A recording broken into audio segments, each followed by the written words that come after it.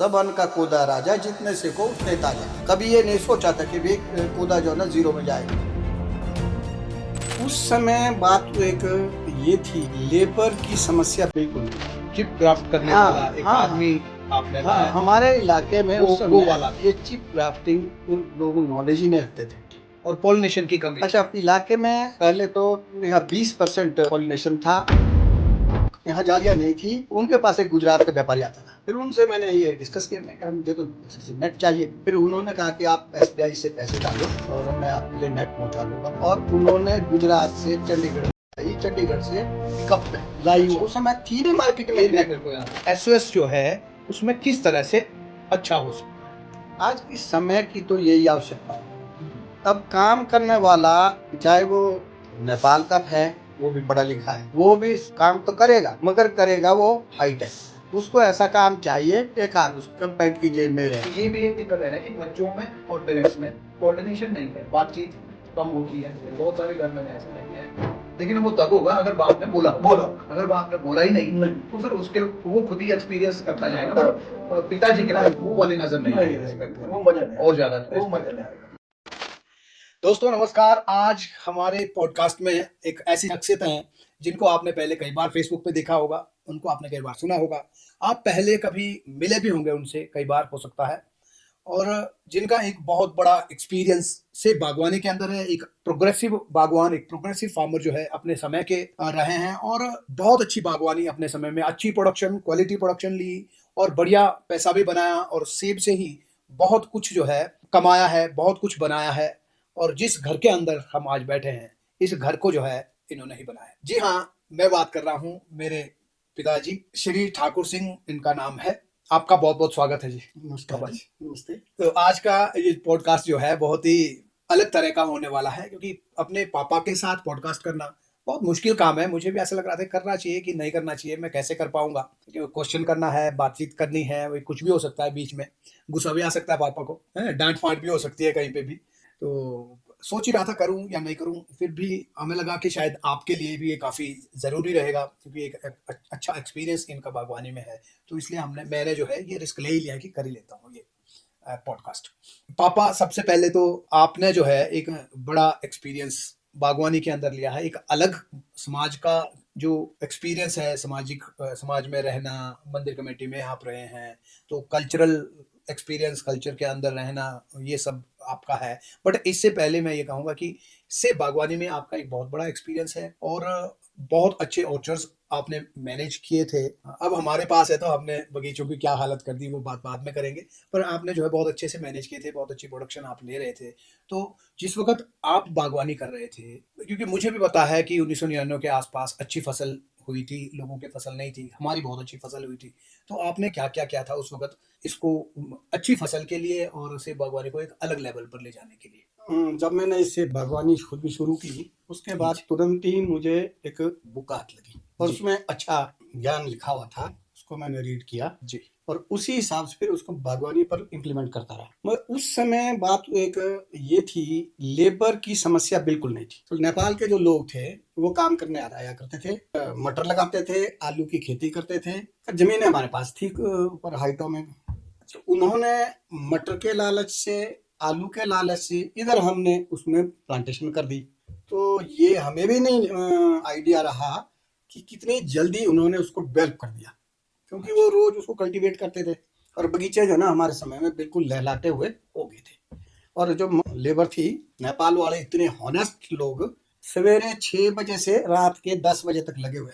तो इसमें कोई दो राय नहीं है, बगीचे तो बढ़ने थे। अच्छा, हम लोग अपने हाथ से तो क्या कितना काम करते, फिर पैसे कमाने के लिए कोई दूसरी तरफ भी साइड बिजनेस, जैसे आरा मशीन का काम था हमारा, तो उधर बिजी रहते थे। जब कभी आना तो उनको डायरेक्शन देनी लेबर वालों को, मगर उन्होंने इतना सुंदर ढंग से मैनेज किया, जो उनको बोलते थे वो ईमानदारी से काम करते थे। तो बगीचे मेरे ख्याल है 2002 से 1999 2000 के बाद ही क्रॉप पर आ गए और इतना सुंदर से बना। मुझे लगता है ये शायद 2010 तक, मुझे ऐसा लग रहा है कि 2010 या 15-18 तक समझ लो, अच्छी क्रॉप आई, खूब पैसे कमाए। और मार्केट भी, हालांकि उस समय पहले दिल्ली थी, उसके बाद रोडू आई, फिर अदानी आ गया था, तो अडानी से भी खूब पैसे बने, एप्पल अच्छा बनता था। अब उसके बाद लेबर की जो पुराने नेपाली थे, वो हमारे समय के ही हमारी एज के जो मजदूर थे वो लोग काम करते थे। फिर उनके जो बच्चे हैं वो हमारे पास ही हुए, उनको हम नहीं पढ़ाया। हमने तो चलो पढ़ाना तो ये भी था कि भाई चलो आगे बागवानी में नई बातें आएगी तो अगर लेबर भी पढ़ी लिखी होगी तो जल्दी समझेगी। इसके पीछे ये भी एक राज था, पर बच्चों को पढ़ाने का शौक उन लोगों का भी था। और अच्छे पढ़े लड़के, 2-3 लड़के मेरे पास पढ़े, +2 किया, होटल मैनेजमेंट किया, उन्होंने बागवानी की। तो उसके बाद फिर उन्हें लगा कि हमें अपने नेपाल में, अपने घर में मेरे से प्लांट भी ले गए वो लोग, और उन्होंने अपने नेपाल में प्लांटेशन भी की, और उनको नॉलेज तो आ ही गई थी बागवानी के बारे में, उनको कंप्लीट नॉलेज यहाँ पर आ गई थी। तो वो उसके बाद चले गए। उसके बाद कोई ठीक जो मजदूर है वो नहीं आया। आते तो रहे मगर वो टाइम पास ही रहा। फिर 18-20 के बाद बगीचों में उस हिसाब से काम नहीं हो पाया जैसा होना चाहिए था। तो 2025 के आते आते तो मुझे लगता है कि नेपाल के जो आदमी मजदूर काम करते थे वो हमारी एज के, तो किसी ने काम छोड़ दिया, कोई ज्यादा ओल्ड हो गए। नौजवान लड़के तो वो भी सेम ही है जैसे हमारे, जैसे आप लोग हैं, पढ़ लिखे, वो +2 वो पढ़ गए, चलो आप MA की, किसी ने PhD की। तो जब आदमी +2 कर लेता है तो इट मीन्स वो भी अपने आप को PhD ही समझता है, कस्सी नहीं लगाएगा, उसकी वो शर्म मानेगा। तो इस करके फिर बगीचे का तरफ ध्यान अब कम हो गया।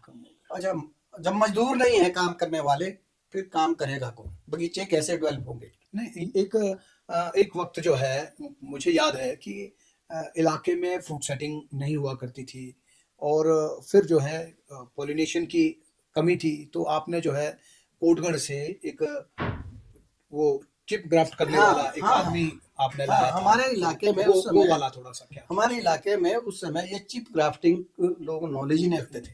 और पॉलिनेशन की कमी अच्छा, थी पूरे हालात इलाके में। फिर इलाके में पहले तो मेरे यहाँ 20% पॉलिनेशन था, और वो भी गोल्डन था, लगाते थे। तो उसमें एक साल ऑफ ईयर होता था, दूसरी साल वो ऑन ईयर होता था। तो इस करके पॉलिनेशन की कमी के कारण, ऊपर से आसमान का वो टेम्परेचर, तो उसके लिए पॉलिनेशन की आवश्यकता ऐसी थी कि 40% से 50% तक पॉलिनेशन को रखा जाए। और फिर खर्चे इतने लगे बढ़ने बच्चों को पढ़ाने के, घर के, हाँ वो अच्छा हो गया था, खर्चों की जो थोड़ी बढ़ गई। तो अब हम बगीचे को ऐसा नहीं देख सकते थे कि एक साल वो ना दे तो भी हमारी गाड़ी चल पड़ेगी। अच्छा, उससे पहले तो हमारा अनाज अपने खेतों में होता था, तो अगर बगीचे में सेब नहीं भी हो तो खर्चे नहीं थे और चल पड़ता था काम। अब तो हम बिल्कुल, जब बगीचे तैयार हो गए, सब कुछ हो गया, उसके बाद तो बिल्कुल डिपेंड हो गए कि इसमें सेब तो लगना ही चाहिए। अगर सेब नहीं लगेगा तो खर्चे कैसे चलेंगे? मतलब हर साल सेब, हर साल चाहिए सेब, हर साल सेब चाहिए। तो फिर कोटगढ़ गया मैं। कोटगढ़ से वो एक आदमी था वहाँ चिप करने वाला, और इतना वो होशियार आदमी था, उसको चश्मा बोलते थे। चश्मा बोलते थे। वो आया, फिर चश्मा लगाने लाया उसको यहाँ, और उस आदमी ने 1 रुपया पर चश्मा रेट था उसका। अच्छा, हमें ये भी नहीं था नॉलेज कि चश्मा वो नीचे लगाता था टहनी में, लास्ट वाली टहनी में, और उसकी आइडिया सही था। मगर हम थोड़ा सा उसमें ये सोचते थे कि भाई इसको पैसे कमाने के लिए नीचे से लगाता है और अपने पैसे आसानी से काम हो रहा है। एक टहनी में हमें क्लियर कर दूं आपको कि चश्मा जो है चिप ग्राफ्टिंग को उस वक्त कहते थे, और जिसको ये लेकर के आए थे कोटगढ़ से, वो चिप ग्राफ्ट जो है मुझे भी याद है कि वो एक नई 2 साल पुरानी टहनी पकड़ता था, और उसके ऊपर जो है वो चिप ग्राफ्ट करता था, 3 ग्राफ्ट करता था तीन टहनी के ऊपर। तीन और वो अमूमन जो है प्रेफरेंस देते थे कि जो नीचे नीचे की टहनी है, लास्ट वाली, बेस वाली जो टहनियां होती है नीचे की, उस पे वो ग्राफ्ट करते थे, और 2 साल की मतलब जो वीक हो उसके ऊपर करते थे, 18-20 mm की टहनी को उसके ऊपर वो करते थे। तो आप लोग उस वक्त ये अच्छा, समझे कि हाँ, ये पैसे ज्यादा हो, ज्यादा ग्राफ्ट एक दिन में ज्यादा चिप ग्राफ्ट करे, वो 1-1 हजार करता था हाँ, एक दिन में, 1000 एक ही दिन में 1 हजार ग्राफ्ट 1000 करता था वो। तो उसका 1 रुपए के हिसाब से 1,000 रुपए हो गया। तो इनको लगता था यार ये 1,000 रुपए मारने के चक्कर में, 1,000 ग्राफ्ट करने के चक्कर में शायद नीचे ग्राफ्ट कर रहा है। तो इन्होंने जो है, आप लोगों ने हमने उसको ऊपर सोचा चढ़ाया। ऊपर चढ़ के कर ऊपर वाली टहनी, ऊपर, हाँ, हालांकि ऊपर वो बोल सेंटर भी में। रहा था अच्छा, कि ये जो पॉलिनेटर लगेगा ये प्लांट को वन साइड ले जाएगा, वो बोल भी रहा था। फिर वही बात आती है, हमने कहा नहीं, ये अपने दिहाड़ी बनाए। खैर बात उसकी सही भी थी। बाद में कुछ में हमने ऊपर लगाए, और उसने थोड़ा सा प्लांट को अपनी तरफ खींचा, उससे वो विग्रस हो गया, एक टहना फिर वन साइड ले जाता है, वो ज्यादा विग्रस हो गया, जो मेन वैरायटी थी उसमें हो गया। मगर ये हुआ कि इलाके में उसने, उसके बाद वो कम से कम 4 साल लगातार हमारे इलाके में चिप बडिंग करने आता था। और मुझे लगता है शायद जुलाई फर्स्ट वीक से सितंबर फर्स्ट वीक तक, अगस्त के एंड तक वो चिप ग्राफ्टिंग करता ही रहता था। और ऐसी चिप ग्राफ्टिंग करता था, एक भी फेल नहीं होती थी। तो लगभग सबके पास बढ़िया, पूरे इलाके में पूरे सबने इलाके चिप में, क्राफ्ट हाँ। करी। मंदिर तो का उससे भी, क्या फायदा हुआ? मंदिर का बगीचा था हमारे पास, और अच्छा। मैं मंदिर कमेटी में था सेक्रेटरी, तो उसमें तो एक भी पॉलिनाइजेशन नहीं था। अब पिताजी ग्वास में गुडारू महाराज हैं, जहाँ पे अभी शांत भी हुई है 3 साल पहले, तो वहाँ की जो कमेटी है, जो हमारी वैली का बड़ा देवता है, और उस कमेटी में, उस मंदिर कमेटी में भी पिताजी रहे हैं एज सेक्रेटरी। तो वहाँ उनके जो है बगीचे हैं, तो उन बगीचों की बात हो रही है। हाँ, वो देवता महाराज 80 बीघे का एक ही बगीचा है बड़ा, तो उसमें पॉलिनेशन नहीं था। 2 साल जब मैंने देखा, वैसे तो मैं वहाँ लगभग, मेरी सर्विस वहाँ पर 40 साल रही। अच्छा। तो जब बगीचों में देखा कि इसमें पॉलिनेशन नहीं है, तो फ्रूट कहाँ से आएगा। फिर उस कोठगाई वाले से उस बगीचे में पॉलिनेशन चिप ग्राफ्ट करवाई, हाँ जी। और आज वो कभी 20 लाख रुपए में, कभी वो 25 लाख रुपए में ठेके में जाता है वो हर बगीचा, साल। हर साल। अच्छा, उसमें भी, उस बगीचे में भी पॉलिनाइजर नहीं था, नहीं था, क्रॉप नहीं आती थी, नहीं आता, बगीचा बड़ा था, बगीचा बहुत बड़ा, प्लांट भी बड़े बड़े थे, थे। फ्रूट नहीं आता था, फ्रूट नहीं आता, फ्लावरिंग भी होती थी, पर फ्रूट सेट फ्रूट नहीं सेट होता नहीं था। होता था। तो आपने उसमें ग्राफ्टिंग करवाई, और ग्राफ्टिंग ये भी शायद 18-20 साल पुरानी बात होगी, हाँ जी, हाँ जी, 20-22 साल पहले की हाँ बात। हाँ। और अब वो बगीचा जो है, कह रहे हैं कि 21 लाख, 22 लाख, 23 लाख में हर साल हर इस साल अमाउंट में वो ठेके पे ठेके जाता पे है। जाता है। तो एक बढ़िया इनकम जो है देवता साहब को भी आने हाँ, लगी। वहाँ से वो एक अच्छे समय में अच्छा निर्णय रहा, जी और वहाँ पे ज्यादा उसने निचली ब्रांच में किया वो जी।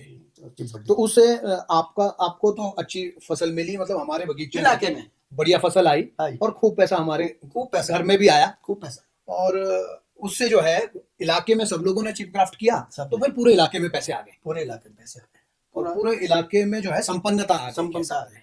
तो यहाँ से जो है ये एक टर्निंग पॉइंट पूरी वैली के लिए था। आज भी मैं, क्योंकि हिमाचल के अलग अलग ऑर्चर्ड्स में जाता हूँ, कश्मीर के अलग अलग ऑर्चर्ड में जाता हूँ, कश्मीर में तो मैं देखता हूँ कई ऑर्चर्ड में तो 2% पॉलिनाइजर है, 3% पॉलिनाइजर है, फ्रूट सेटिंग नहीं होती लोगों की। और क्योंकि मैं उस वैली में रहता हूँ जहाँ पॉलिनेशन सब बगीचों में है, तो फ्रूट सेटिंग खूब दिखती है। हिमाचल की भी अलग अलग जिलों में जब हम जाते हैं, कुल्लू साइड हम चल जाएं, मंडी में हम चल जाएं, तो पॉलिनाइजर नहीं है और फ्रूट सेटिंग नहीं होती लोगों की, पेड़ बड़े बड़े हैं।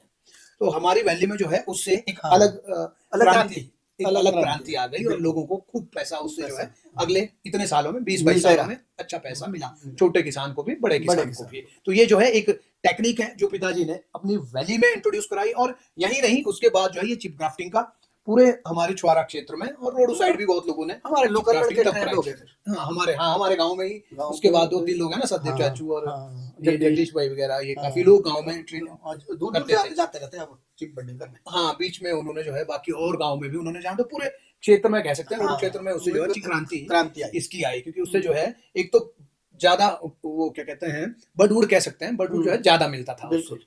नहीं तो ग्राफ्टिंग करते हैं तो कम होता था। तो ये भी हो गया, और एक लंबा समय भी इसमें और वो मिलता था, कामयाबी उससे ऐसा वो इमीडिएट उस पे आ जाता था, फ्लावर पर, फ्रूट पे जल्दी आता था, फ्लावरिंग जल्दी। फिर उसकी केयर टेकिंग भी नहीं है, कलम को तो फिर आपको देखना है, खोलना है, उसको कुछ नहीं देखना, बस वो चल रहा है। तो अच्छी टेक्निक थी। एक तो ये हुआ। दूसरा जो है नेट का, मुझे याद है कि मैं उस वक्त शायद कॉलेज से निकला था, ये 2000 की बात है शायद, ये पहली बार जब हमने बगीचे में नेट डाली थी, तो ये 26 साल पहले की बात है, जिस वक्त नीले कलर का नेट डाला था, फिर हमने व्हाइट कलर का नेट लिया।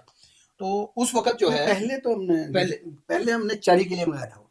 अच्छा, हाँ, उससे पहले साल एक बगीचा चरी का लगाया था, चरी का, मगर उसमें चरी वैरायटी में थोड़ी सी वैरायटी का भी थोड़ा रहा गड़बड़, और वो ट्रांसपोर्टेशन का भी मुझे लगता है अच्छा, हाँ था, ट्रांसपोर्टेशन का भी था, खराब हो जाती थी रास्ते में ही। हाँ, और वो प्लांट विग्रस थे, उसको तोड़ने के लिए भी लेबर, अगर अच्छा उसका ऐसा नहीं अच्छा मिल रहा था उस हिसाब से, उस वक्त 60, 70, 80 रुपए का अच्छा अगर होता तब, हाँ, लेकिन जो खराब होता था रास्ते में, मुझे याद है 20 रुपए डब्बा, 10 रुपए डब्बा भी कई बार बारिशें होती थी रास्ते में, उसमें मैन ये हुआ। अच्छा, उसके लिए पहले जाली की जरूरत पड़ी, क्योंकि चिड़िया खाती थी। फिर यहाँ जालियां नहीं थी, एग्रो रावत जो मेरे धर्म भाई है, हाँ जी, उनके पास एक गुजरात का व्यापारी आता था, रावत चाचू के पास। हाँ जी, रावत के पास। फिर उनसे मैंने ये डिस्कस किया, मैं कहा मुझे तो ऐसे नेट चाहिए। फिर उन्होंने कहा कि आप SBI से पैसे डालो और मैं आपके लिए नेट पहुंचा लूंगा, और उन्होंने गुजरात से चंडीगढ़ मंगाई, चंडीगढ़ से ये पिकअप में लाई। वो उस समय थी नहीं मार्केट में, मेरे को याद है, हाँ जी। और फिर दूसरी साल तीसरी साल से जब हमने प्लांट इसके एप्पल के ऊपर शुरू की तब भी नहीं थी यहाँ, नहीं। ना बांस थे बैम्बू, नहीं। और फिर हम कोटखाई से लाते थे। नहीं, मुझे भी याद है जब नेट डाल रहे थे हम पहली बार यहाँ, तो क्योंकि चेरी पे तो वहाँ बर्फ का कोई ऐसा नहीं था, नहीं था। तो वहाँ हमने सीधी नेट डाली होती थी हाँ, ऊपर से। वो फिर चीज़ें जब सेब पे डाल रहे थे तो मैं तब शिमला में था, फिर फोन किया यहाँ से आप नेट कैसे डाली, तो हाँ। वो सीधा डाल रहे थे उस वक्त आपको, हाँ, हाँ। ऐसे वो लंगरियां सी खड़ी हाँ। की, उसके ऊपर नेट डाली, फिर आप लोगों को समझ आया कि यार इसमें तो ओला रुक जाएगा, सेब टूटेंगे, तो अब कैसे डाली जाए। और फिर मुझे फोन आया आप लोगों का कि भाई जरा जा करके देखो। फिर मैं मतियाना में गया था मैडम स्टोक्स के ऑर्चर्ड में, फिर वहां देखी कि नेट जरा कैसे डाली हुई है, और उस वक्त हम उधर से जाते थे मैक्सिमम, तो वहां मैंने देखा कि बांस जो है ऐसे बीच में लगाया है और उसके ऊपर नेट्स डली हुई है, तो फिर वो हमने यहाँ पे कॉपी किया था। और वहां तक तब कोटखाई में भी नेट नहीं थी, तब नहीं, वो चरी के लिए डालते थे। कोटखाई में भी नेट नहीं थी ना, उनके सेब के बगीचे में भी थी मतियाना में नेट, बड़े छोटे छोटे पीस उसमें डले हुए थे, और वो वहाँ चल पड़ा था काम मतियाना में ना, सिर्फ उनके ऊपर कोटगढ़ में, जहाँ से कोटगढ़ में बम्बू मिला है शायद, हाँ, जो थानेदार के आसपास पंकज नेट वर्किंग करके एक पार्टी थी, यहाँ भी आया करते थे। पंकज शर्मा, पंकज शर्मा, वो वहाँ जरोल टिक्कर से, हाँ जी, हाँ जी, जरोल टिक्कर से, हाँ जी, उनके पास जाते थे। हाँ। रस्से भी वही मिलते थे, रस्से भी वही मिलते थे, बैम्बू वही मिलता था, और नेट डालने वाले लोग भी उसी तरफ से होते थे, कुल्लू साइड से लाए थे, शायद उन्होंने लगाया दिया वो आइडिया। तो पहली बार कुल्लू के आदमी को जब यहाँ लाया तो उनके साथ अपने जो इलाके के थे 2-4 या हमारे मीणी के लड़के, उनके साथ लगाया कि तुम सीखो अब आइंदा के लिए। और जो कुल्लू वाले तो मेरे ख्याल 1-2 ही साल आए, हाँ, 2 साल डाले। हाँ, और उसके बाद हमारे ये लड़के इतने ट्रेंड हुए कि पूरे इलाके में नेट, वैसे उस समय तो इतना ज्यादा नहीं था, थोड़ा थोड़ा जो डालने लगे अलग अलग जगह, हाँ, शेखल में अशोक थोड़ा थोड़ा शुरू हो गया, अमीन ने डाली कि भाई डालने वाले भेजो। तो वहाँ जो है हमारे ही वो लोग जाते थे, जो ट्रेंड किए थे, जो हमने ट्रेंड किए थे, वही फिर वहाँ जाते थे नेट डालने। और धीरे धीरे उसके बाद फिर कोटखाई में भी नेट्स डलने लगे। हाँ, वो मेरे सामने ही डली है, पहले वहाँ पे कोई नेट नहीं होती थी जिस वक्त हमने डाली, ये वाली चेंजिंग खाली ना वहाँ थी, कोटगढ़ में थी, या फिर थानेदार में थी, या फिर वहाँ मतियाना में थी मैडम स्टोक्स की, और वहीं से हमने जो है थोड़ा सा आइडिया जरूर लिया था। और फिर उसके बाद कोटखाई में नेट्स डलने लगे। आज कोटखाई भी फुल होता है, रतनाड़ी वाला इलाका फुल होता है, और रोडों में भी अब काफी नेट्स होते हैं हमारे इलाके में, बांसों के अब रोडों में भी, अब तो मार्केट ही बन गई है, अब तो पूरा डेवलप। तो हम इसमें शुरुआती दौर में हमने इसके ऊपर बड़ा काम किया, बहुत खर्चा भी किया, क्योंकि ये चीजें मिलती नहीं थी। तो लोग भी तो कहते होंगे फिर यार क्या लोग तो यार ये तो बस नेट ले आई, नया ले आए, नया करते कुछ। आज लास्ट ईयर से हमारे गांव में हर आदमी नेट डाल रहा है। हाँ, ये है कि लगभग लोगों को जो है ये कह सकते हैं कि हमारी जो वैली है, ये छोटी वैली, जहाँ पे चश्मे को वो जो चिपक्राफ्ट है उसको 5-6 साल लगा इंट्रोड्यूस होने में, नेट को इंट्रोड्यूस होने में लगभग 25 साल का समय लग गया, 26 साल का समय लग गया।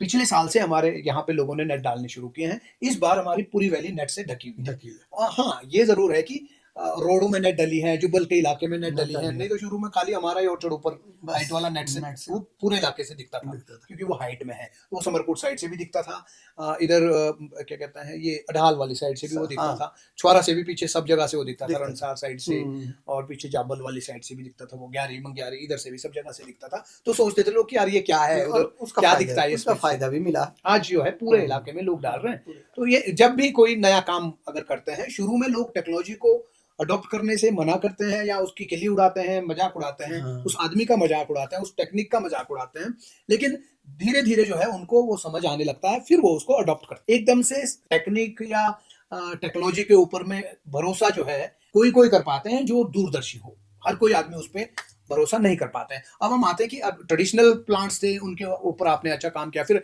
HDPP था, अभी जो है SOS ऑर्चर्ड्स के ऊपर हमने काम किया, तो एक ऑर्चर्ड SOS पे भी हमने बनाया है। तो पुराने ऑर्चर्ड में क्या समस्याएं होती थी, HDP में क्या, और SOS जो है उसमें किस तरह से अच्छा हो सकता है। उसमें आज की समय की तो यही आवश्यकता है। अब काम करने वाला चाहे वो नेपाल का है, वो भी पढ़ा लिखा है, वो भी काम तो करेगा, मगर करेगा वो हाईटेक। उसको ऐसा काम चाहिए, एक हाथ उसका पैंट की जेब में रहे, मोबाइल भी उसका होना चाहिए, और एक हाथ से वो काम करे, चाहे वो कटिंग है, चाहे वो थिनिंग है। जहां तक तो कस्सी मारेगी वहां तो आप मल्च शीट या मल्चिंग पराल या कोई साथरा या घास काट करके, वो भी नहीं खोदेगा, वो नहीं खोदेगा बिल्कुल। खाद आपको डालनी पड़ेगी ड्रिप से ड्रिप से फर्टिगेशन करना। फर्टिगेशन करने के लिए वो उसको ऑन जरूर कर लेगा। अगर आप उसको ये कहेंगे कि ये खोदना है तो मुझे लगता है वो 2 दिन में नहीं टिकेगा। नंबर 1। नंबर 2, पैसा अगर आपके पास नहीं आएगा तो आप कैसे उसको अफोर्ड करेंगे। अब 600 रुपए दे रहे हम आज मजदूर को, 600 रुपए में उसके अगर हम सिर पर खड़े रहते हैं तो भाग जाता है, उसको छोड़ना पड़ता है स्वतंत्र। अब उसकी मर्जी है वो कितना काम करता है। अच्छा, अगर हम जो ये एसओएस वाला जब मैंने देखा इसकी थिनिंग करने का, हाँ, एक बार थोड़ा सा रुकूंगा मैं। पापा जो है हमारी किसी भी टेक्नोलॉजी को, कुछ भी हम नए चीज लाते हैं तो एक मानते हैं, हमको फ्री हैंड देते हैं, लेकिन उसके ऊपर विश्वास करना ऐसा नहीं है कि एकदम से उसके ऊपर विश्वास करेंगे। उसके जो नेगेटिव्स हैं उनको खुल करके कहते हैं। खास करके जैसे सीडलिंग है तो सीडलिंग के ऊपर इनका भरोसा, M9 के ऊपर जो है अब जा करके भरोसा आया है। तो हमारी टेक्निक है, कोई टेक्नोलॉजी हमने लाई है तो उसके ऊपर अंधविश्वास नहीं, उसको जो है पूरी तरह से डिफेंड करके करते हैं, क्योंकि प्रैक्टिस किया है इन्होंने, इनको नॉलेज है, पढ़े लिखे हैं, अच्छी खासी किताबें इन्होंने पढ़ी है सिर्फ बागवानी की। तो उसी तरह से जो एसओएस है, एसओएस के ऊपर भी अपनी जो इनकी अपनी राय है, जो इन्होंने देखा है 1 साल में, 1.5 साल में, और हाँ 2 साल का हमारा वो वाला ऑर्चर्ड भी है। तो उसी एक्सपीरियंस के आधार पे हमारा ये जो M9 पे ऑर्चर्ड है उसकी बात कर रहे हैं जी। पर मुझे लगता है ये अगर पानी की व्यवस्था है तो M9 पर ही ये काम सबसे अच्छा रहेगा। हाँ जी। क्योंकि इससे पहले इसलिए भी नहीं होता क्योंकि जब तक आप इसमें एक ही दिक्कत आती है, जब तक आप इसमें ट्रेलिस नहीं लगाते तब तक M9 पर आप काम नहीं कर सकते। नहीं तो आप उसको सपोर्ट के लिए बैम्बू लगाओ, वो गिर जाएगा, लेबर नहीं होगी, उल्टा पैसा ज्यादा खर्च होगा तो टेंशन होगी। जो हमने भी किया, जो हमने तो किया शुरुआत में। तो जब इसमें हमने 2 साल पहले जब आपने टेरिस लगाया तो आज बहुत बढ़िया है, वो टेरिस बंद गया, कहाँ जाएगा वो। अब M9 का प्लांट है, फसल भी लग गई है, थिनिंग करने में ही होता गया हुआ, मजा भी आ रहा है, 4 घंटे में भी काम बहुत हो जाता है। उसके बाद अपने रेस्ट कर लिया। हाँ, अभी जो हमारा ये 2 बीघे में जो हमारा एसएस ऑर्चर्ड लगा है, जिसपे अच्छी खासी सेटिंग भी है, उसकी पूरी थिनिंग जो है पापा ने और मम्मी ने किया। मैं तो खुद हैरान हो गया सुबह जब मम्मी बोले, पापा बोले कि हमने वो थिनिंग, पापा तो खैर कर ही रहे थे एसएस वाले ऑर्चर्ड में, पिछले 1 साल से 2 साल से उस पर काम कर रहे हैं, लेकिन मम्मी जो है वो बगीचे में पहली बार है ना, वो तो शायद पहली बार 20 साल से तो मैंने देखा है कि उन्होंने बगीचे में काम नहीं तो किया। वो तो गाय से लेना देना, गाय और उनका घास, किचन गार्डन, हाँ, कोई गेहूं बीज दिया, जौ बीज दिया, तब तो वो रात को भी जाएंगे वो, या फिर कोई सब्जियां बीज दी, अगर कचौड़ी लगा दी, आलू लगा दिया, वो उसमें उनका है, उनके डीएनए में एप्पल का कम है।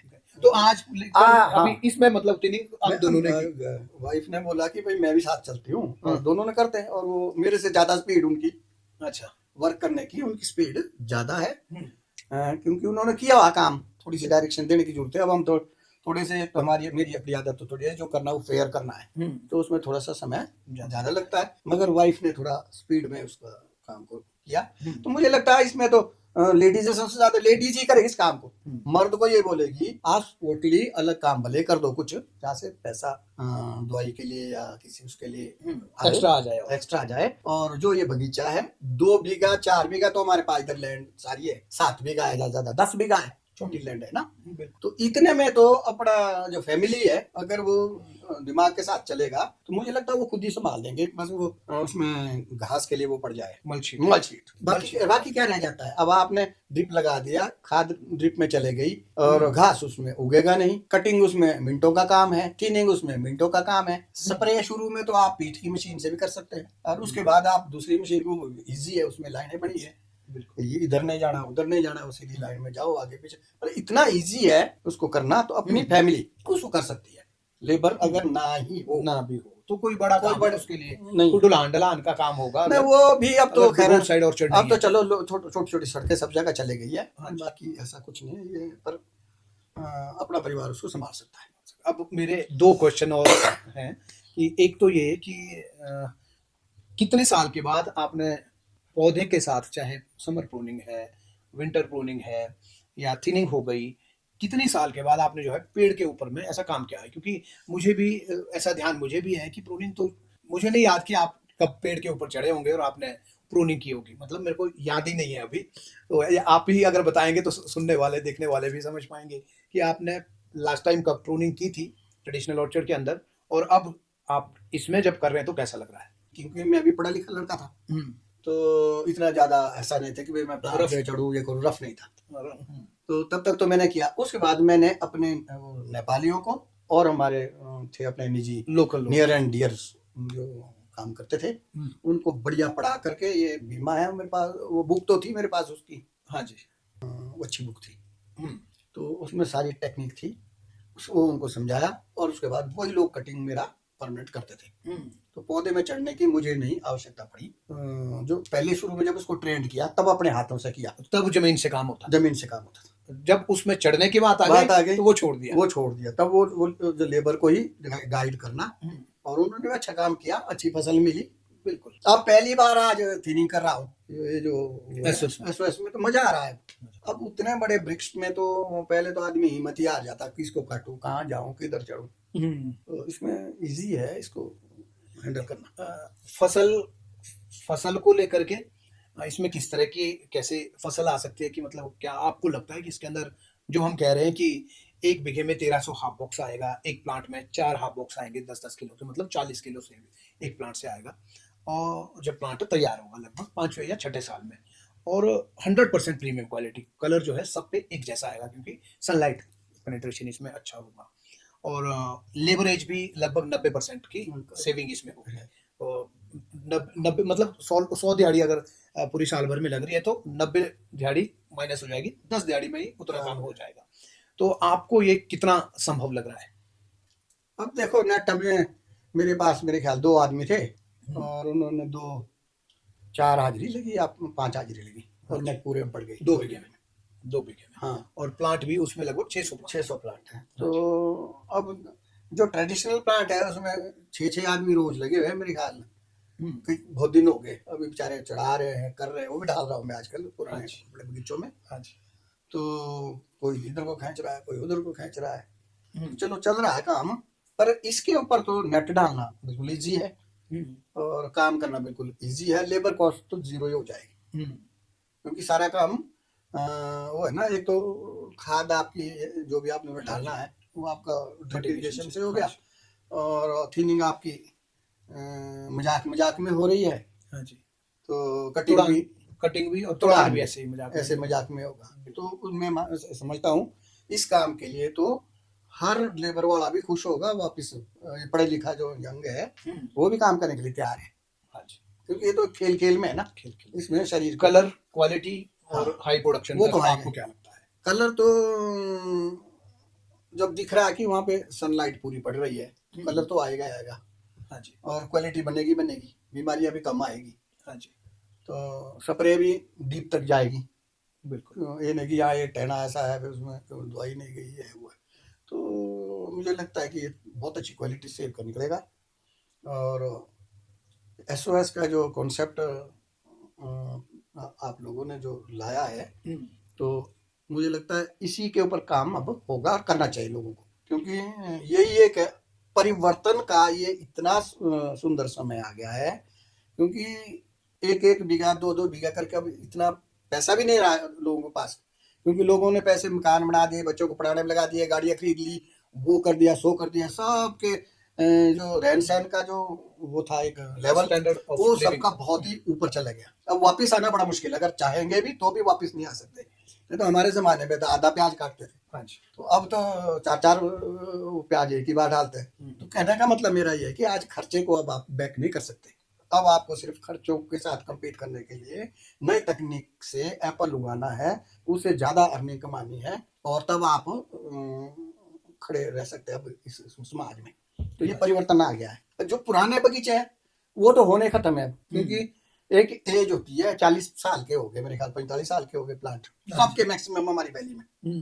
तो कभी 30 साल देंगे, कभी क्वालिटी नहीं निकलेगी, कुछ ना कुछ। आई का ये पौधे तो आई सुपर चलाते हैं। हाँ जी, हमारे आशा रहते हैं, अरे इसमें एक टहना तो अभी तो कुछ ना कुछ देगा, मगर वो उल्टा फार्मर के ऊपर बोझ बन रहा है, क्योंकि स्प्रे तो सारे में करनी है। तो इसलिए मुझे लगता है छोटे छोटे पोर्शन लोगों को चेंज करने चाहिए, और ये वाली जो तकनीक है इसके ऊपर आकर के और बढ़िया क्वालिटी का सेब पैदा करे, तो मुझे लगता है ये एक गेम चेंजर हो सकता है।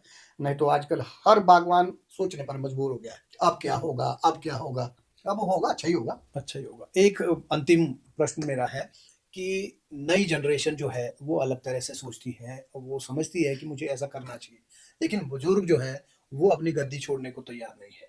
हमें फ्री हैंड दिया आपने, जिस वजह से हम ये सब कुछ कर पाए हैं। लेकिन हर बुजुर्ग, हर पेरेंट्स की इस तरह की सोच नहीं होती है। तकनीक पे भरोसा ज़्यादा जल्दी नहीं करते हैं, बच्चों पे भरोसा नहीं करते हैं, और बच्चे भी क्योंकि बाहर रहे हैं, उनकी वो बड़ी बड़ी बातें जो है वो पेरेंट्स को बहुत खुजलाती है और उनको बहुत करंट आता है, सीधी सी बात ये है। और पेरेंट्स जो है उनको जमीन देने को तैयार नहीं कहाँ होते, तो करते ये बेटा? कैसे हो पाए? अरे बेटा कहाँ से करेंगे इस तरह से? अब हमने यहाँ पे एक ट्रेंड था, मार्च में ही कलम होगी, खास करके जब शिवरात्रि आती है हाँ जी, उस वक्त प्लांट पर कलम लगेगी, उससे पहले नहीं लगेगी। ये था एक ट्रेंड। हाँ जी, तो लास्ट, नहीं मेरे ख्याल लास्ट 2 ईयर हाँ जी। एगो, शांत शांत वाले टाइम। शांत वाले टाइम में आपने, मेरे को लगता है 4-5 जनवरी को हाँ जी। वहाँ अपने बगीचे में सारा पूरा बगीचा काट करके पूरे में ग्राफ्टिंग कर दी 4-5 जनवरी को। हाँ जी, और मेरे साथ ही मेरे जगदीश गांव का लड़का बेटा, जो चिप ग्राफ्टिंग जो जिन्होंने जिसने सीखी थी चिप कोटगढ़ वाले से। कोटगढ़ वाले से, उसी ने क्वेश्चन किया हम्म, कि अरे ये तो दादाजी आपने, चाचा जी। चाचा जी गलत कर दिया, सारा बगीचा आजकल कलम कर दी इसमें, तो कैसे होगा? हम्म, तो मैंने ये कहा, मैंने कहा बेटा अगर तो ये कामयाब होगा तो आप इसको सीख करके दिसंबर में कर देंगे, हम्म, अगर ये फेल होगा तो मेरा नुकसान है, हम्म, तो किसी न किसी को तो आगे आना ही पड़ेगा। अच्छा, अब रही बात कि बुजुर्ग आदमी, इसके ऊपर मैन ऐसा कि बुजुर्गों को एक डर रहता है, अगर बगीचे काट दिए तो हम क्या खाएंगे, क्योंकि पूरी जिंदगी वहीं लगाई है। हाँ जी, तो मैं ये चाहता हूँ कि हर बुजुर्ग, क्योंकि अब तो जैसे मेरी उम्र 68 है, हाँ जी, तो मुझे लगता है लाइफ का असली जो जीवन है वो ओवरऑल 75, चलो उसके बाद अगर जीता है तो वो एक इतना ज्यादा मायना नहीं रखता। तो एक न एक दिन आपने बच्चे को तो हैंड ओवर करना ही है। तो अगर आप बैठ करके दूर से देखे, उसको थोड़ा सा 1 गाइड बीघा 2 बीघा उसको बोलो कि भाई ये 1 बीघा 2 बीघे पकड़ पैसे, और ये 1-2 बीघे में तू काम कर, जब मुझे लगेगा तो रात को उठेगा वो सवेरे बच्चा, और उसने खुद उसको लगाया है तो वो उठेगा, क्योंकि जिस घर को मैंने बनाया उसके चुटकू तो मैंने देखना है, वो आपने देखेंगे, क्योंकि उसमें मेरी वो लगी है, मेहनत लगी है, आपकी मेहनत है, आपका खून पसीना पसीना लगा है। अच्छा, अब आप जिस पौधे को लगाएंगे उसके लिए तो आप विराट को जाएंगे, तो आप एक बार बच्चों को दे दो, ज्यादा नहीं दो तो 1 बीघा 2 बीघा बच्चों को दे दो, पैसे भी लेने पड़ेंगे। थोड़े पैसे भी उनको दे दो, भाई ये तेरे तो 5 लाख रुपया मेरे से ले जाइयो 2-3 साल में, 1 साल में, जो भी लगता है, और तू अब करके दिखा मेरे को, ये 2 साल के अंदर अंदर मुझे लगेगा भाई हरा भरा बढ़िया आ गया, दिखे दाढ़ी, तब तो मैं सबको चेंज कर दे दूंगा, तेरे को संभाल दूंगा, नहीं तो मैं भाई उसके बाद तेरे को आउट कर दूंगा। तो वो उसकी एक परीक्षा भी हो गई और उसका हौसला भी बढ़ गया, और वो रात को करे, मैं कहूँ बच्चों के अंदर इतनी वो है, वो रात को बैटरी लेकर भी उसमें काम करेगा, क्योंकि एक तो काम इजी है, तकनीक के साथ करने का काम है, तो वो इतना सुंदर बनाएगा उस बगीचे को कि बुजुर्ग जो है ना फिर तो देखते रह जाएगा, ऐसा मेरा विश्वास है जी। और ज्यादा नहीं, थोड़ा दो, 1 बीघा दे दो, 2 बीघा दे दो, अब हर आदमी के पास 7-8-10 बीघा तो है ही है, 1 बीघा वो बच्चे को दे दो, लगे कर ले इसमें तू ट्राई, और 2 साल में रिजल्ट सामने आ जाएगा। कोई लंबी बात तो है नहीं कि भाई 20 साल तक दिखेंगे, तब तो मैं रहूंगा ही नहीं। बिल्कुल। एक जब एग्रीकल्चर का जमाना था, फिर आपके सामने ही एग्रीकल्चर, पौधा, कावड़ी, चौड़ाई, गेहूं, फाफरा, ये सब फसलें हुआ करती थी, और उसके बाद फिर सेब आया, तो एक चेंज उस वक्त अरे आया। हमारे बुजुर्ग नहीं मानते चेंज अब जरूरत है। हाँ, तो दोनों में कैसे देखते हैं आप इन दोनों को? अरे बेटा जिस वक्त वो चौड़ाई कूदे का जमाना था, हाँ तो जी। हमारे बुजुर्ग ये बोलते थे अरे सेब थोड़ी खाई आई, इतना आज लगा, क्योंकि उसमें मार्केट में अनाज नहीं आता था, हाँ जी। तब तो जो अपना खेत में होता था उसी का होता था। अच्छा, दुकानों में नहीं मिलता, नहीं दुकान में ना मिलता था, ना जो कोई खरीदने अगर चले भी गया तो वो फिर उसकी वो तो बेचती थी, उसको तो बोलते हैं अरे वो ब्याज खरीदने लगी, मतलब ये घर में काम नहीं कर रहे अपने खेत में, निखट्टू है, ये निखट्टू है, और निखट्टू। ये जाकर के दुकानों में जाकर के वहां से खरीद के ला रहे हैं, तो बड़ी बेइज्जती महसूस करते थे। तो बुजुर्ग लोग कोशिश ये करते थे, जो उन्होंने खेत अच्छे बनाए थे, जो फसल अच्छी होती थी वहां कहते थे भाई यहाँ से मत लगाओ, पर बाद में जब ये डिस्ट्रॉय हुआ तब सबके दिमाग में बात आई, और जब नीचे फेंक रहे थे सरकार पैसे दे रही है तो इसका मतलब इसमें है। ये कब की बात है? ये 84, अच्छा, मैं 83 में मेरा जन्म हुआ। 84 की बात है, 84 में सबसे पहले 84 में हुआ ये, मतलब नाले में लोगों ने सेब फेंके, उसके पैसे मिले, सरकार ने पैसे दिए। हाँ। अच्छा, उससे सबको ऐसा लगने लग गांव गया के जो बुजुर्ग है ना कि यार ये तो फेंकने के पैसे मिल रहे हैं तो इसके बेच के मतलब तो हाँ, तब तो बगीचे थे ही नहीं इधर, बहुत कम बगीचे थे, मैंने भी ऊपर पास में खरीदा था इनका, ऊपर बंगले के साथ। बगीचा, वहां से सेब खरीदे थे, फिर डिस्ट्रॉय किए थे। हाँ जी। तो फिर बुजुर्ग थोड़े उन्होंने मोटिवेट हुआ। मोटिवेट हुए, उन्होंने कहा चलो, हमने कहा भाई 10 साल में तो आपकी फसल होती रहेगी। अच्छा, उस वक्त हमने प्लांट फिर 20, 22, 25 फुट की दूरी पर लगाए और उसको काट करके ऊपर रखे ताकि बैल नीचे से जाए। हाँ, टहनियाँ ऊपर रखी। टहनियाँ ऊपर फर्स्ट स्कैफोल्ड उसका जो है हाँ, 4-5 फीट ऊपर हाँ। रखा। तो मैं कहा ये इसमें अनाज भी होता रहेगा हाँ जी। और सेब भी बढ़ते रहेंगे। और वो समय बहुत अच्छा हुआ, वो ही टर्निंग पॉइंट हुआ एप्पल की। जो फिर इस एरिया में, चलो आगे कोटखाई में क्या था, इधर क्या था, पर चौरे में एक अलग वो सिस्टम है यार, खेत अच्छे, क्या नहली जमीन, ये वो तो बुजुर्ग लोग मानते नहीं थे। फिर जब ये टर्निंग आया तो उन्होंने बढ़िया, उस पीढ़ी ने, बुजुर्गों ने इस बात को 2-4, मेरी मदर गुजरी 2000 में, तो मेरे ख्याल 99 या 96-97 से हमारे पास फिर फसल आनी शुरू हो गई। तो उन्होंने, उस पीढ़ी ने भी जो थोड़े लंबे जी है, उन्होंने तो देखा कि एप्पल से भाई पैसा आ गया। बिल्कुल। तो पहले तो वो लोग किसी न किसी को तो हम तो बड़े सौभाग्यशाली है कि हमने तो ये सारा कुछ परिवर्तन अपने सामने देखा है। हाँ जी। और अगर हम जाकर परिवर्तन में शामिल नहीं होंगे तो मुझे लगता है कि ये बुजुर्गों की भी बड़ी कमी रहेगी, क्योंकि हमने कहा कोदा जैसा ना चलेगा जीरो में, जिसका कभी हम तो सपने में देखते थे। सब अन्न का कोदा राजा, जितने सीखो उतने ताजा। कभी ये नहीं सोचा था कि भी कोदा जो है ना जीरो में जाएगा। तो हर चीज की एक अवधि होती है, एक ही राजल है, एक ही नाजल नहीं होता। हाँ जी। एप्पल का भी ऐसा ही है, चलो रॉयल आया, रॉयल ने भी अपना समय पूरा निकाला। बिल्कुल, 100 साल हो गए। हाँ, अब उसको रिटायर होना है, अब उसकी जगह दूसरे ने आना है। ये भी 50 साल ये काटेगा, फिर तीसरा आएगा। तो परिवर्तन तो करना पड़ेगा। बिल्कुल। लोग खाने वाले का भी टेस्ट बदलेगा, वो अलग अलग के पैदा होंगे। एक जैसे आदमी थोड़ी रहेगा, एक नहीं रहेगा। आज हम थोड़ी सेब खाएंगे, सेब खाने वाला तो यंग है जो आज पैदा हुआ है, तो उसका टेस्ट क्या है? उसका टेस्ट अलग है। बिल्कुल। अंत में जो हमारे दर्शक हैं, बुजुर्ग भी होंगे, नौजवान है, और वो जो है, कई लोग पढ़ाई लिखाई करके वापस घर आए हैं, नौकरी लेने में मुश्किलें हैं, सरकार बहुत कम वैकेंसीज निकालती है, और नया प्रोफेशन अगर उनको कुछ शुरू करना है, बिजनेस शुरू करना है, उसके लिए पैसा चाहिए होता है। कैसे शुरू करें, कहाँ से शुरू करें, वो एक्सपीरियंस नहीं होता है। और घर में जो ऑर्चर्ड्स हैं उनमें वो कर नहीं पाते हैं, क्योंकि एग्रीकल्चर की तरफ या नहीं आना चाहते, या फिर जो अभी हमारा करंट ऑर्चर्ड सिस्टम है, ट्रेडिशनल ऑर्चर्ड सिस्टम, वो बड़े बड़े पेड़ों का वहाँ नहीं जा सकते। उठाएगा वो। तो अब उनके लिए हमने उसको एमए तक पढ़ाया, कल हम उसको बोलते तो घर पकड़ में कसी, तो ये तो हमारे बेवकूफी है ना। हाँ जी। हाँ, नए बच्चे जो पढ़ लिख कर आएंगे, अगर आप उसको ये इस तरह की तकनीक के लिए उसको जमीन दे दो, और वो फुल टाइम नहीं उसके पास, तो ये वो घंटों में निपटाएगा उस 1 बीघे 2 बीघे को। उसके बाद वो दिन को अपने और भी अर्निंग कर सकता है, जो उसको पुराने ऑर्चर्ड में भी काम करेगा, पुराने ऑर्चर्ड में भी काम करेगा। जब उसको नॉलेज आएगा, सीखेगा, समझेगा। एक तो हमने उसी को दे दिया ना कि भाई तू ही कर। बिल्कुल। वहां तो रात को भी करेगा, फिर वो पुराने ऑर्चर्ड में जाकर के देखेगा, करेगा, फिर उसको पता है यहाँ पैसे लग रहे हैं। बिल्कुल। तो करेगा वो। तो मुझे लगता है जो हमारे बच्चे जो पढ़ लिख गए हैं, उन्हें नौकरी की तरफ जाने की जरूरत नहीं है। नौकरी की तरफ जाने से कोई फायदा नहीं है। वो सीधा ही अपने 1-1, 2-2 बीघा के बगीचे स्टैब्लिश करवाए, अपने बुजुर्ग को मनाए, और उसमें काम। मास जो लोग हैं, बहुत सारे जो बच्चे हैं, अभी वहाँ जो बुजुर्ग है, उनकी सोच में बदलाव, वो थोड़ा सा ये सोचते हैं भाई हम ही है 30 मार का। तो अरे 30 मार का हम कहाँ से 30 मार का? 30 मार का तो वो थे जिन्होंने खेत बनाए, वो अपने जमाने के 30 मार का थे, जिन्होंने दीवारें दी, खेत बनाए, अन्न को पैदा किया, ढूंढा, फिर उसका समय फिक्स किया कि कब बीजेंगे, बारिश कब होती है, बर्फ कब गिरेगी, उसकी टाइमिंग, वो भूखे मेरे अन्न का भी पड़ा, वो थे 30 मार का। हमारे लिए तो जमीनें बढ़ी हुई थी, हमने प्लांट लगाए उस पर और हमने काम किया।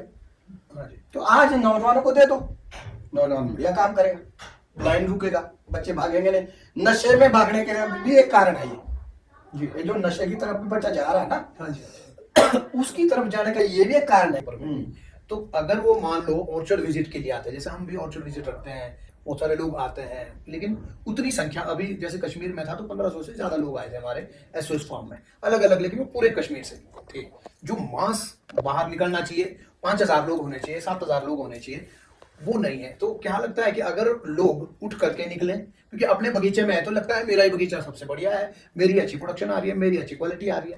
लेकिन अगर नई तकनीक वाले बगीचे के अंदर जाते हैं विजिट के लिए, वहां अगर दिखते हैं, जैसे हमारा यशोस ऑर्चर्ड है, यहाँ अगर लोग आते हैं, कोई आस हमारी रोडू, जुब्बल, कोटकाई, चिड़गांव, इनके लिए तो ईजी है, कोई भी सारे बुजुर्ग को हम जो है इनवाइट कर सकते हैं, इनवाइट करते हैं हम कि आप आओ बगीचा देखो। अगर वो आकर के बगीचा देखते हैं तो क्या इससे उनके अंदर में थोड़ा सा सर्टेनिटी आएगी, थोड़ा सा कॉन्फिडेंस बहुत आएगा। ज्यादा, बहुत ज्यादा। हम्म, क्योंकि मैंने खुद ही जब एक पहली बार आप लोग मुझे कसोक हाँ, उनके रावत जी के रावत जी के पहली विक्रम बार रावत जी के तो मैं भी कहाँ विश्वास कर रहा था हम्म, कि ऐसा होता है तैसा होता है।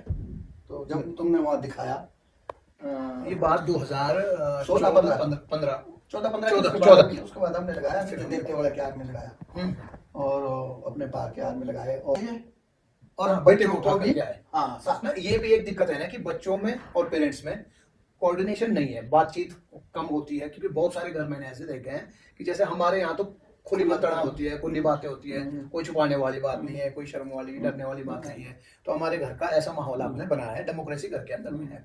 लेकिन मेरे अपने ही बहुत सारे ऐसे दोस्त हैं जो अपने पिताजी से बात ही नहीं करते हैं, आते हैं अपने कमरे में घुस जाते हैं चुपचाप। ये तो वहाँ कैसे होगा ये तो जो बुजुर्ग है, बुजुर्गों ने इस बात को जजमेंट करनी है कि बेटा मेरे से दूर हो रहा है। बेटे को क्लोज करना, उसको अपनी बातें तब सुनेगा वो जब आप उसकी भी सुनेंगे। उस बेटे को बिठाओ, उसकी भी सुनो, अपने भी सुनाओ, क्योंकि आखिर पीढ़ी तो उन्होंने संभालनी है। अपना बुजुर्ग ने कितने दिन रहना है। ये भी है ना, क्योंकि मेरा भी बेटा जो है अब 10th में चला गया है, तो मेरा भी वो टाइम आने वाला है। क्योंकि जब मैं 9वीं 10वीं में था तो आप बोलते थे अरे जब बेटे को बाप का जूता आ जाए तो वो अपना दोस्त होता है, और आपने हमको जो है दोस्त की तरह उस वक्त से ही ट्रीट करना चालू किया ऐसा। तो बाकी लोग लेकिन वो उनको नहीं है। मुझे भी आज ही अब याद आया है। तो मैं भी अब कल से कोशिश करूंगा कि मैं भी मानस के साथ अब इस तरह से देखो उससे पता क्या होता है, उससे आपको बच्चे के मन के बारे में जानकारी हासिल होती है, तेरे मन में चल क्या रहा है। चल रहा है, बिल्कुल। क्योंकि हार्मोन चेंजिंग होती है और होता है, दूसरा होता है क्योंकि उसको बाहर की दुनिया दिखनी शुरू हो जाती है। अगर हम उसके साथ खुल के विचार करेंगे, इवन दैट ये सेक्सुअल के ऊपर भी, तो वो बाहर नहीं, सेक्स एजुकेशन, हाँ सेक्स एजुकेशन अगर फैमिली में पिताजी के साथ उसकी ठीक वो होगी, बॉन्डिंग होगी, मुझे लगता है ये भी एक समाज के लिए अच्छी बात निकलेगी। जो आज हम देख रहे हैं कि ये हो रहा है, सो हो रहा है। क्योंकि जब आप घर में बच्चे को समझाएंगे ये बेटा ऐसा होता है मेरे साथ, क्योंकि हम तो गुजरे हुए, बिल्कुल हमने तो सारा कुछ बचपन से लेकर के देखा है, हार्मोन चेंजिंग भी देखा है, आगे भी जीवन को चलाया है, वहां से आगे भी पहुंचे हैं। अब हम अपने एक्सपीरियंस को आपको बता सकते हैं बिल्कुल कि बेटा ये ऐसा नहीं, ऐसा होता है, ऐसा नहीं। फिर कुछ ना कुछ असर उसके ऊपर जरूर पड़ेगा। बाकी तो मनुष्य की फितरत है ना, अगर हम बोलेंगे नीचे न जाए इधर जा रही है तो एक बार वो जरूर जाएगा, क्योंकि उसका आविष्कार माइंड है। वो बोलेगा मेरे को यार बाप ने क्यों बोला तुझसे नहीं जाना, तो एक बार जाएगा, वहां से धक्के खा के आएगा, तब आएगा बाप के बाद, यार बाप ने ठीक बोला था।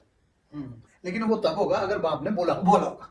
अगर बाप ने बोला ही नहीं तो फिर उसके वो खुद ही एक्सपीरियंस करता जाएगा। तो पिताजी के प्रति उसकी वो वाली नजर नहीं आएगी, रिस्पेक्ट, वो मजा नहीं, और ज्यादा वो मजा नहीं आएगा। बट अगर हाँ ये वाली तो करनी चाहिए बुजुर्गों को, अपने बच्चों को बिठा करके।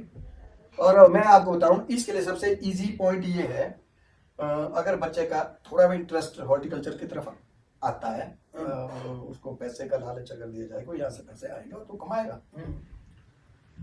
तो आपको याद होगा एक डॉक्टर काइट है ना हमारे, अब तो शायद रिटायर हो गए, बिल्कुल उन्होंने अपना बेटा लाया था पार हमारे बगीचे में। हाँ ये बिल्कुल, तो वो मेरे ख्याल से बीएससी फाइनल या बीएससी करने ही गया था फर्स्ट। एप्पल इतना सुंदर लगा हुआ था। डॉक्टर नरेंद्र काइट जी, हाँ जी हाँ जी, टीवी के हेड थे, रोडू में वो। हाँ बिल्कुल हाँ। तो उन्होंने जब उस 14 में 15 या 16 में बेटे को लेके, क्या नाम, क्रॉप फुल थी, हाँ जी, और बहुत सुंदर एप्पल बना हुआ था। हाँ जब उसने देखा कि भाई ये कितने का लगभग, इसमें कितने लाख का सेल होगा, जब वहाँ जजमेंट की तो बच्चा लगा बोला ये तो बहुत बढ़िया काम है। फिर कायद साहब ने बोला तू इधर को नहीं घुसी अभी, तो तब से पढ़ लियो, सीधा तो बगीचे में जाएगा जब पैसे दिख रहे हैं। वो ये सोच रहे थे कि नौकरी करने से क्या फायदा जब हम इस काम में आ जाए। तो बेटा इस तरह की बात वहाँ कर रहा था। हाँ जी।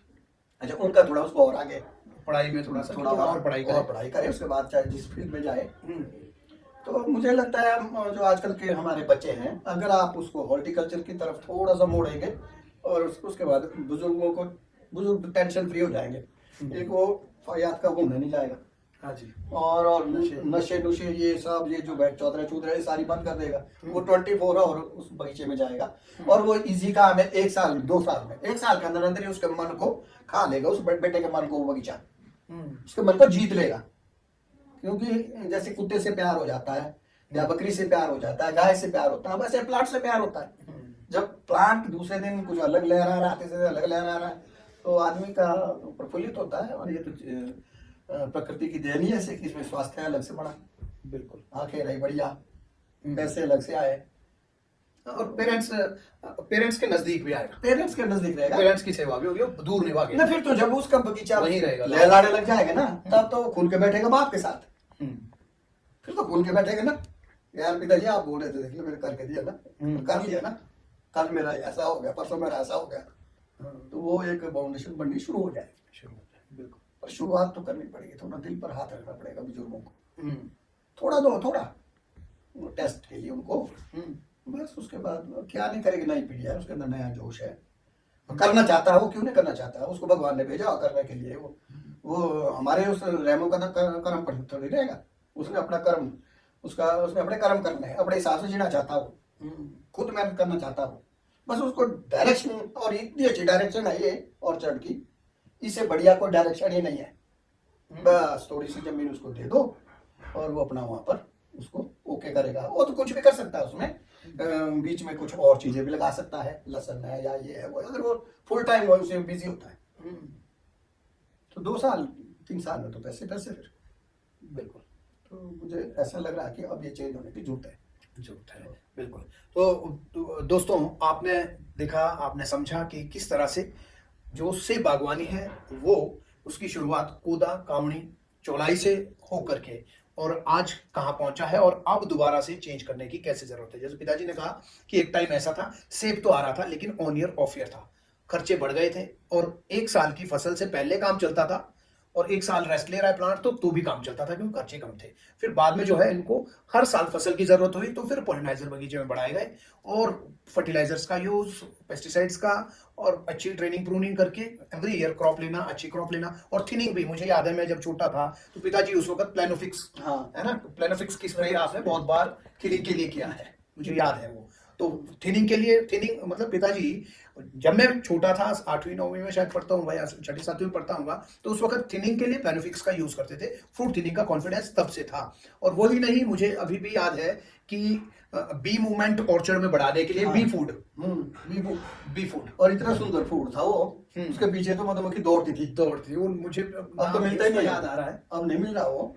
हालांकि वो 1-2 बार हमने शहद की भी की, शहद नहीं निकला इसका, वो ठीक शहद से नहीं, उसमें कुछ ना मीठा था, नहीं था, मीठा नहीं था। बस जैसे उसकी स्प्रे होती थी मधुमक्खी उसके पीछे, ऐसा था। वो बी फूड उसकी स्प्रे फ्लावरिंग टाइम पे करते थे बगीचे में और मक्खियां जो है इधर उधर से वहीं दौड़ करके आती थी और वो ऐसे लगता था जैसे उसको नशा हो गया है, ज्यादा स्पीड बढ़ती थी उसके काम करने की, भागती थी वो।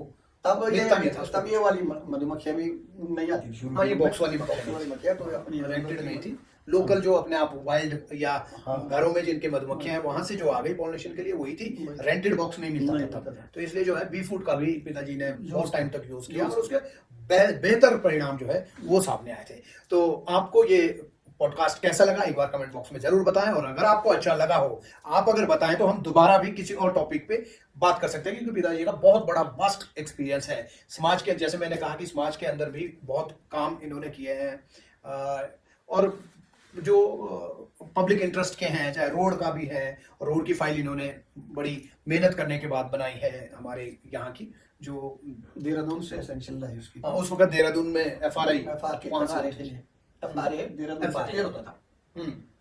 तो वो तो एक बहुत ही लंबा प्रोसेस था, उसका तो बहुत लंबा प्रोसेस।